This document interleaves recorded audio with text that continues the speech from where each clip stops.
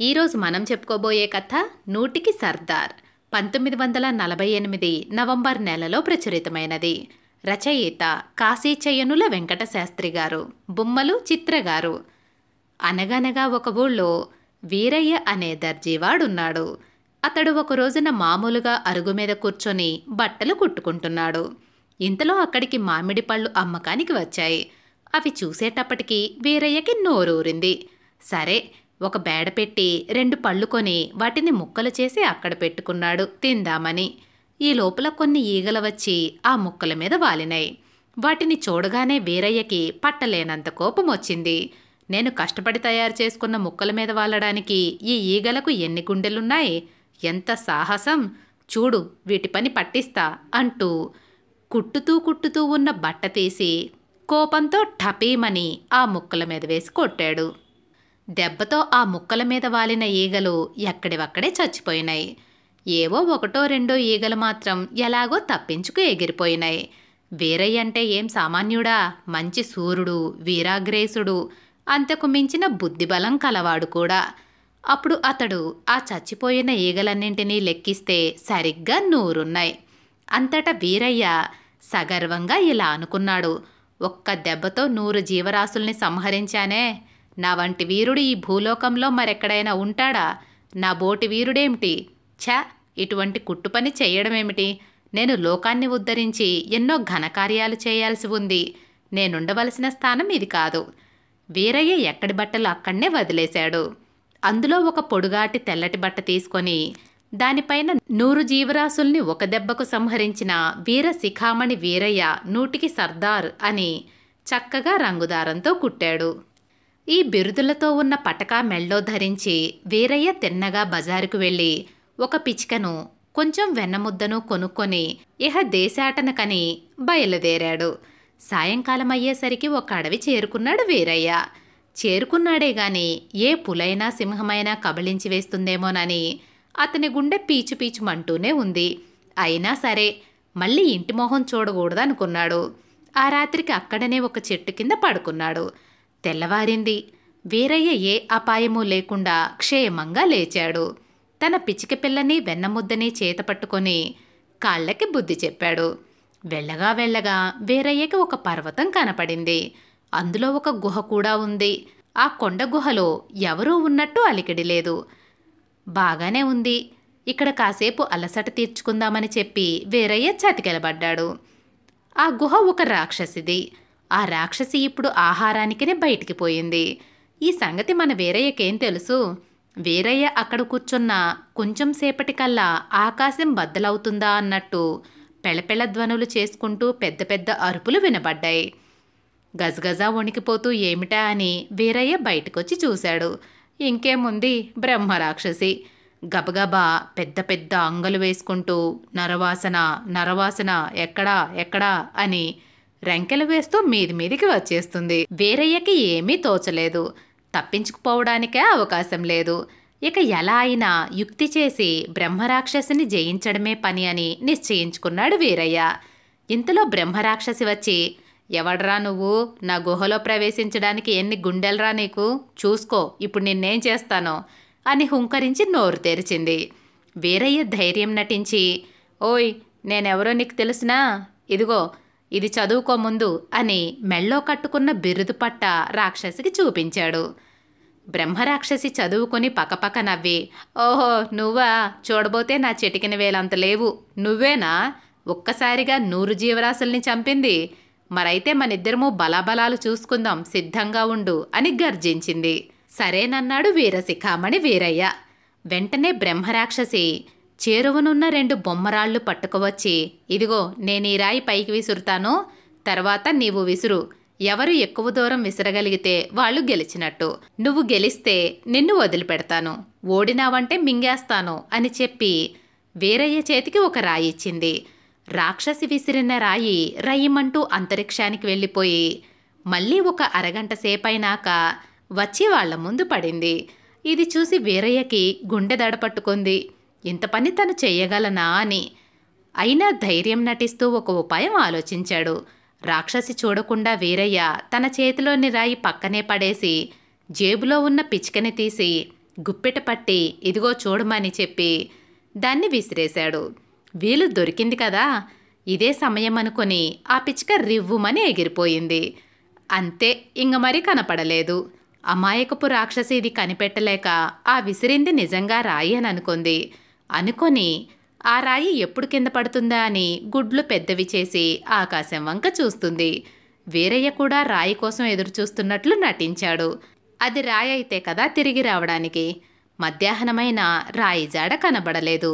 అంతటా బ్రహ్మరాక్షసి నీ బలం పరీక్షించడానికి మరో పోటీ పెడతాను, అందులో నెగ్గాలి మరి అని చెప్పింది వీరయ్యతో. ఇందుకు అంగీకరించాడు యుక్తిపరుడైన వీరయ్య. ఈసారి మరి 2 బొమ్మరాళ్లు తీసుకొచ్చింది బ్రహ్మరాక్షసి. వాటిల్లోంచి నీళ్లు పిండడం ఇప్పుడు పరీక్ష.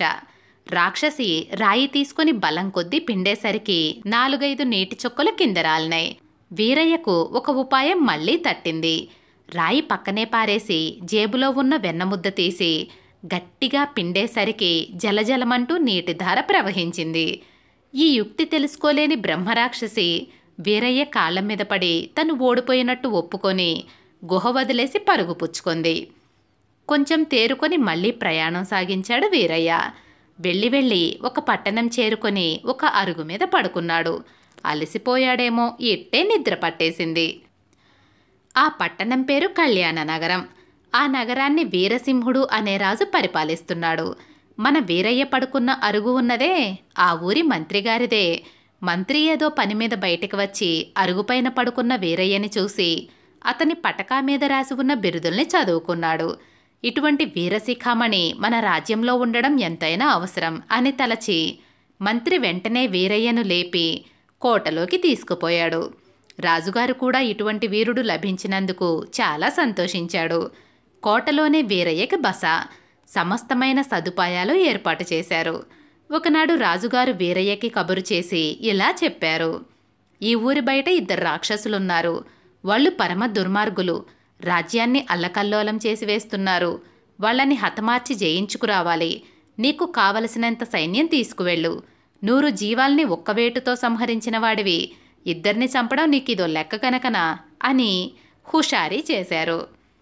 యుక్తిపరుడైన వీరయ్య ధైర్యం చేసి సరేనంటూ 20 మంది సైనికుల్ని వెంట పెట్టుకుని బయలుదేరాడు.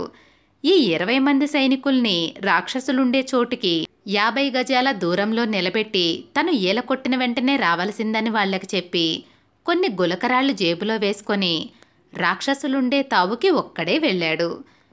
ఒక చెట్టు కింద రాక్షసులిద్దరూ గుర్రు పెట్టి నిద్రపోతున్నారు. ఈ సమయంలో మన వీరయ్య చడీ చప్పుడు చేయకుండా చెట్టుపైకి ఎక్కి దట్టంగా ఉన్న కొమ్మల మధ్య దాక్కున్నాడు. నెమ్మదిగా జేబులో నుంచి ఒక రాయి తీసి చిన్నవాడి మీద, మరొక రాయి పెద్దవాడి మీద ఇలా వేస్తూ వచ్చాడు. రాళ్లు వేయగా కొంతసేపటికి వాళ్ళు లేచి ఒకరినొకళ్ళు గుద్దుకున్నారు, తిరగబడ్డారు. ఇంకేముంది, 2 మధ్య పెద్ద యుద్ధం జరిగింది. 2 చనిపోయారు.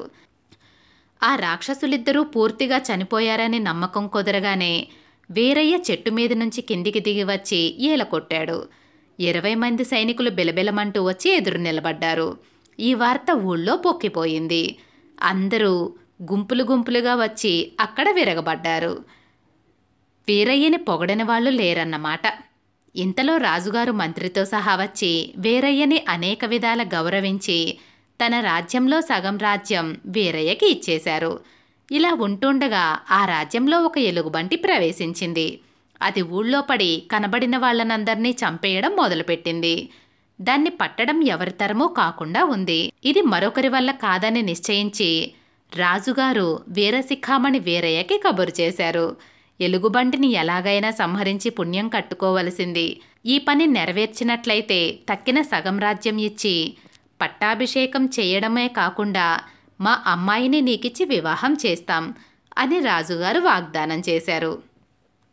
భేష్, బాగానే ఉందనుకున్నాడు ఉపాయం ఎరిగిన వీరయ్య. ఊరి పొలిమేరన ఒక గది కట్టించాడు.